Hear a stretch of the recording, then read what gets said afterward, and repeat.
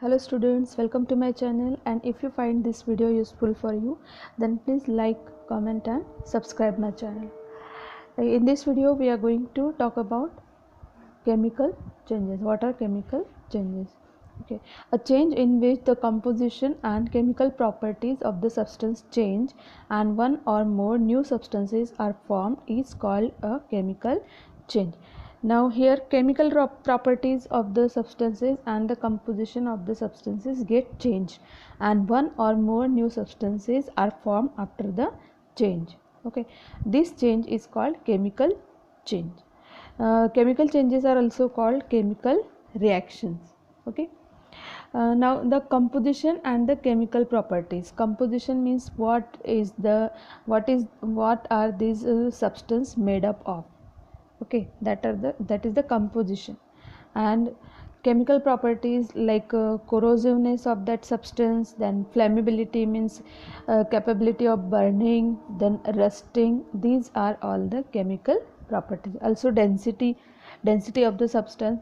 These are the chemical properties of the substance, and these properties get changed when there is a chemical change occurs in that substance. Okay, so there are many chemical changes that take place around us every day, like cooking of food, then rusting of iron, then burning of a candle, digestion of food, fermentation, photosynthesis, burning of everything. So many things we burn, so burning of garbage or burning of many things, these all are the chemical changes. Okay, the most common examples we will discuss here. The first one is rusting of iron. So rusting of iron means see, in a rainy season you may have seen or you must observe the brown color powder over the iron things, like gates, door knobs, then pipes, benches, you can say in the bodies of vehicles and ships and aircrafts and gardening equipments. So these all the things that are made up of iron, if they are kept in moist air, or they are exposed to the moist air, then they get covered with a brown flaky substance, and this substance is called rust. This is called rust. So when iron comes in contact with moist air, it reacts with the air, with the oxygen in the air, and it forms rust. Now here the iron is totally different from rust. The properties of iron are different from the rust. How? See, iron is of steel gray color, it is hard, it is malleable, means it can be drawn into sheets, it is also magnetic. Okay, but rust, it is of reddish brown color, it is soft, it is brittle, means if you heat it, it will break down and form the powder. Okay, means it is easily breakable.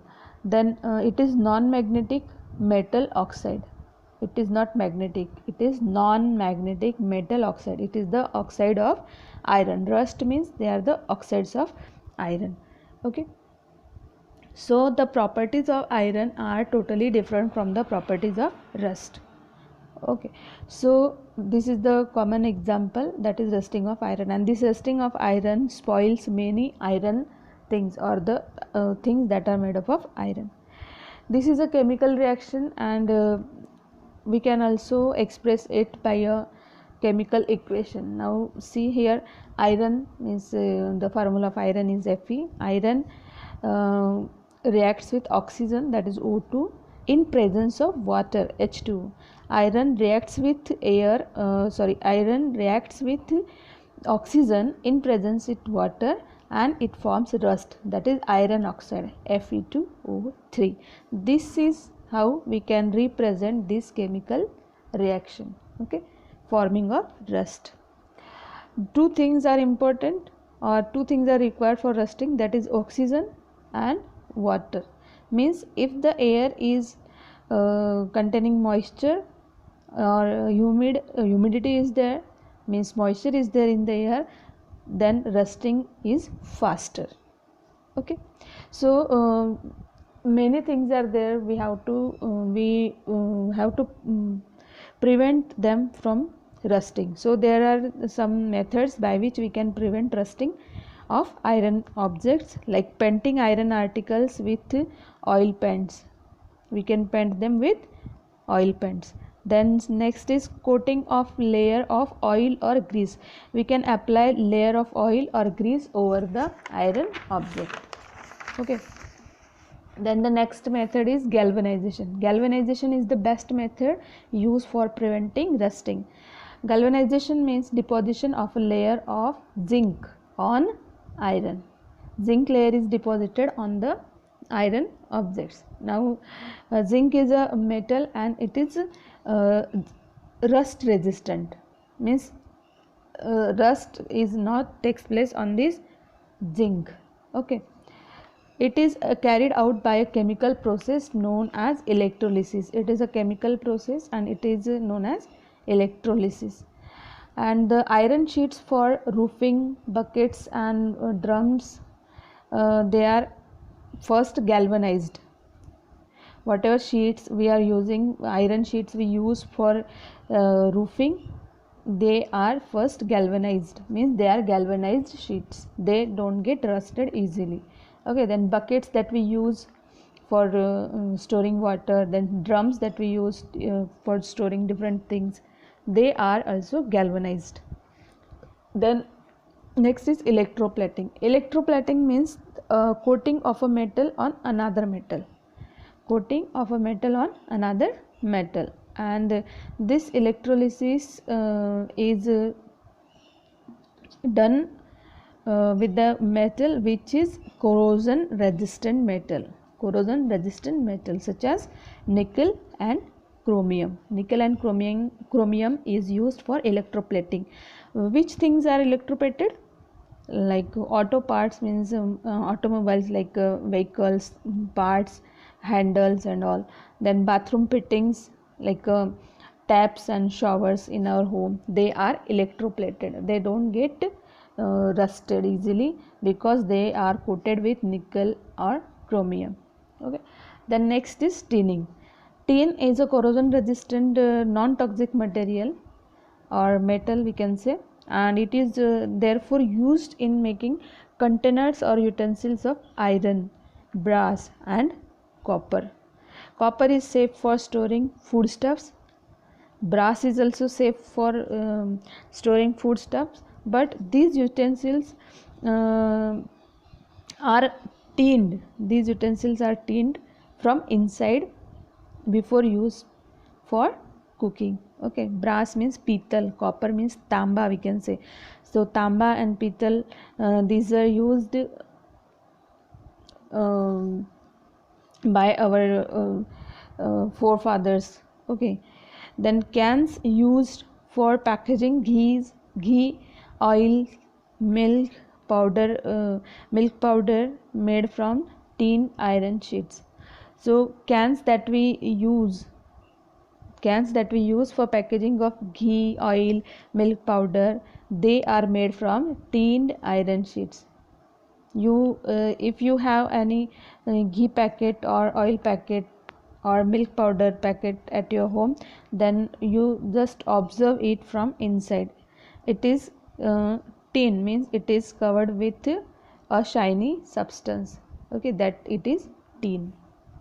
Okay, then alloying is the next method. Alloying means to mix two or more metals.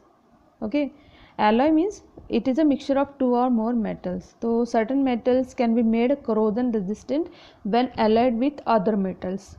Okay, just like stainless steel. So when stainless steel is made, it is alloyed iron, nickel and chromium. It is alloyed iron, nickel and chromium. So stainless steel contains, it is not a single substance, or it is not a substance that is found naturally, but it is made with iron, nickel and chromium. That means it is an alloy of iron, nickel and chromium. Okay, mixture of these three. So stainless steel is corrosion resistant and mostly it is used for making utensils in the kitchen. So everyone has these steel utensils in your home. So there is one question regarding this: why rusting takes place faster near the coast? Why rusting takes place faster near the coast? Why?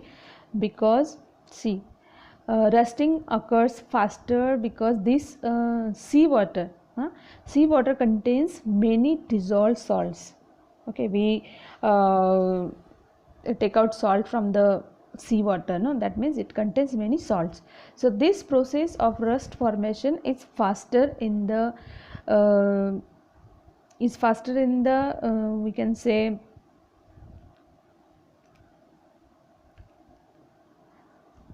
this rusting takes place faster in the near the coast because seawater contains many dissolved salts, and the process of rust formation is faster when salts are dissolved in water. That's why rusting is faster.